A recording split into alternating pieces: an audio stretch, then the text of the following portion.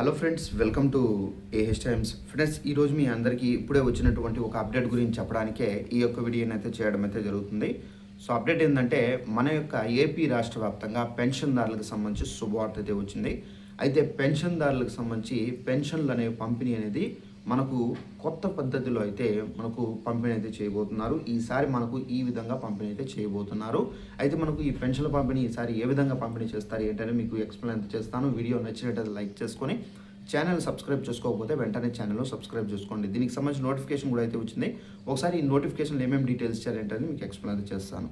ఏపీలో నెల మనకు పెన్షన్ల పంపిణీ అయితే చేస్తారు. ఈ పెన్షన్ల పంపిణీ అయితే మనకు ఎన్టీఆర్ భరోసా పథకానికి సంబంధించి పంపిణీ అయితే చేస్తారు. ఇక మనకు ఫిబ్రవరి 1న అయితే పంపిణీ చేయాల్సిన పెన్షన్లపై కీలక ఆదేశాలు ప్రభుత్వం అయితే ఇచ్చారు.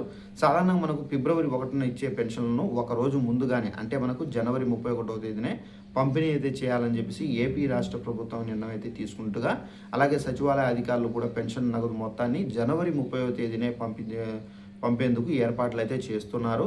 రాష్ట్రంలో ఈసారి కూటమి ప్రభుత్వం వార్షిక బడ్జెట్ను ఫిబ్రవరి 1న అసెంబ్లీలో ప్రవేశపెట్టబోతుంది.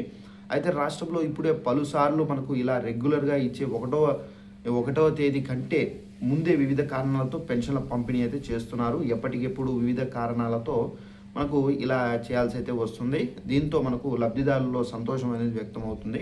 ఎందుకంటే మనకు ఫిబ్రవరి 1వ మనకు ఆదివారం అయితే వస్తుందని, అలాగే మనకు జనవరి 31న అయితే ఈ పెన్షన్ల పంపిణీ అయితే చేపడతారు.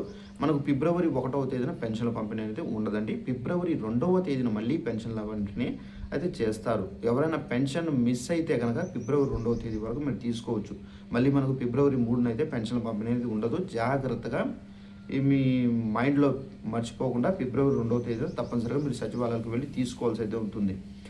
సో అలాగే మనకు పెన్షన్దారులకు సంబంధించి తీసుకునేటప్పుడు తప్పనిసరిగా మీరు మీ యొక్క పెన్షన్ కార్డు అనేది తీసుకొని వెళ్ళి సచివాలయాలకు తీసుకోవాలి.